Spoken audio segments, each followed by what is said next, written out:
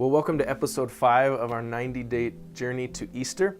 In 1974, a daredevil stuntman named Evel Knievel stood on the edge of the Snake River Canyon and waved to the crowds. He was about to attempt a stunt he had hyped for years.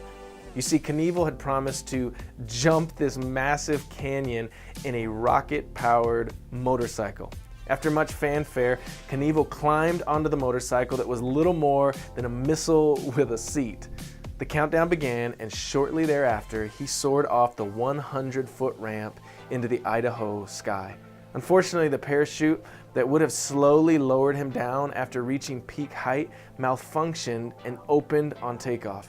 Evel floated to the bottom of the canyon directly below his launch ramp, well short of reaching the other side.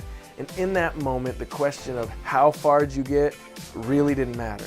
Whether Evel went 40 feet or 4,000 feet, he had still fallen short.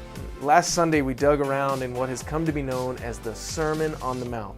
And one of Jesus' implications was that every single one of us on the planet is imperfect and bruised by sin. Paul would later describe it as fallen short of the glory of God. It was a leveling of the playing field. Being a little sinful or a lot sinful really didn't matter. We were all in the same boat. And I don't know how that strikes you, but for me, the news of falling short is tough to accept. And I know it's true.